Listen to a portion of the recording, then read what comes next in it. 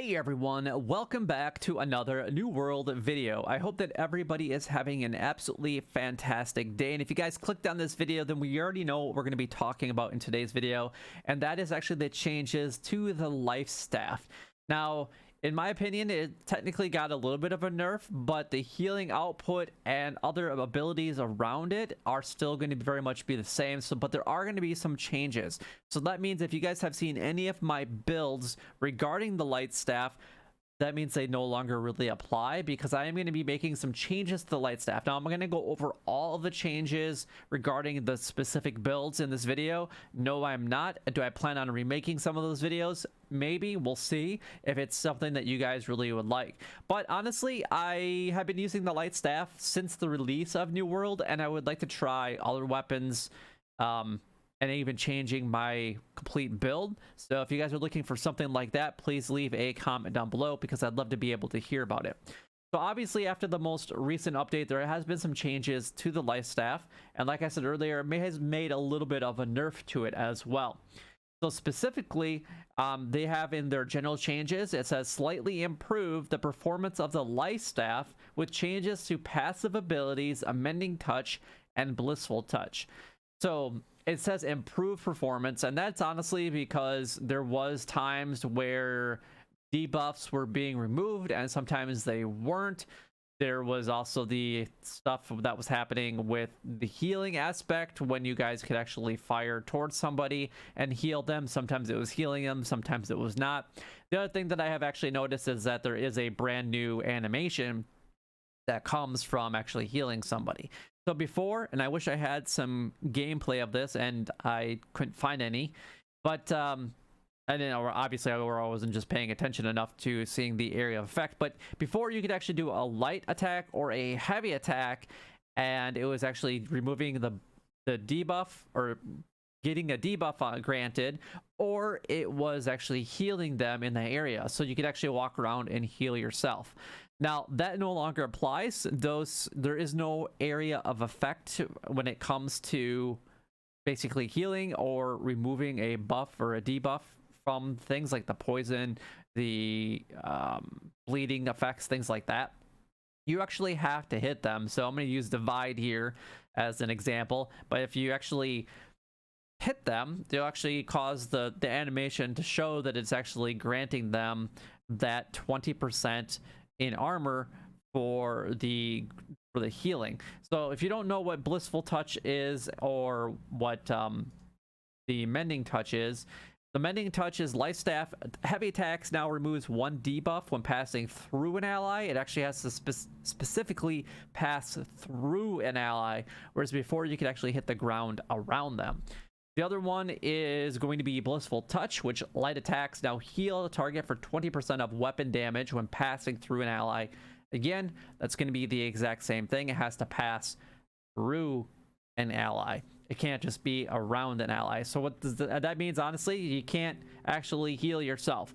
So that means going forward, I feel like the Light's Embrace is actually going to be a really beneficial aspect of a light staff build, which is kind of nice, because I was thinking about changing it up to orb of protection, which I think still could have some huge benefits. But this is going to be, since you can't just walk around and heal yourself for a little bit, which honestly was kind of annoying anyway, just because if you were, say, 1000 HP below, it took a while walking around shooting at the ground to heal yourself. Now you can just hit Control R. You have always been able to do that, or whatever you have associated with your abilities, and you can heal up yourself pretty instantly. And when at a level 60, I'm healing people anywhere between 1000 and 2500, it seems like, on any given time, by using Light's Embrace. So it's really nice. Also, you can also pop a beacon or a sacred ground, and kind of heal yourself the same way. So it just kind of depends on how you guys are going to be playing. Is this technically a nerf? Yes, but I think that they've made the right change to it, because even your healing outputs, those things haven't changed when using a life staff. So if we take a look at an example here, you can heal just one person, right? But if you pass through multiple people, you can see that multiple people are actually being healed from one light attack. So, which is pretty nice. Whereas before it seemed like you had to be in a very specific area, but if you had people that were completely lined up, and as far as the light attack can go and travel, then you can heal everybody in that straight line. So if you wanted to like line people up in a straight line in one of the roads or one of the areas and test it, you will easily be able to do that. And the same thing with removing a debuff. You have to pass through an ally in order to actually get that to do it. It doesn't have any type of animation now, which is, unless it does when there is a debuff that's on there and you want to remove that, then just make sure that you check that out. But I guess I haven't been in a specific fight yet to remove it. So you guys will have to let me know if you guys have experienced that at all. Now, what does that mean for some of the abilities themselves? That means that honestly, I think that this Mending Touch honestly might be removed from my build and play style completely going forward, because the main reason for using this was to remove it from yourself. So the poison, if you got into a PvP fight, you could actually just step back, throw a heavy attack at yourself, have an area of effect, and actually go ahead and remove that. And now you can't do that. So that one is actually going to be removed from me, because even in dungeons, you could just throw it at your feet, and then you could throw it at everybody else and remove that and not have to really worry about it. Unfortunately, you're just going to have to deal with it, especially with yourself. If you want to keep it on your builds, it's perfectly fine. Just know that you are always going to be affected by these things going into any type of fight. It doesn't matter if it's solo, PvE, PvP. If something triggers it, you will never be able to remove it for yourself. You have to rely on another healer. So either that means that another healer is going to have to be in your group to remove it from you, or you're just going to have to wait for that cooldown time to actually go ahead and happen. I still feel like Blissful Touch is actually going to be very helpful in a lot of situations, because you can still heal your attacks or heal your allies with it. But I feel like with how fast the cooldown is for Light's Embrace and how much I can actually heal, especially at a level 60, I don't really use that much anymore. So these 2 points could be reallocated somewhere else. However, we do have to have 10 total in this category.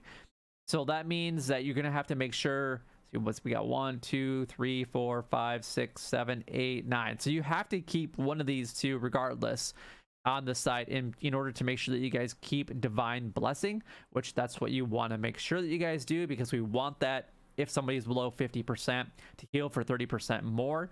We definitely want that. But that means you can reallocate one of these 2, whatever one you don't feel is going to be as necessary. In my case, I feel like Mending Touch is way less beneficial now than Blissful Touch, so I'm going to be reallocating that somewhere else.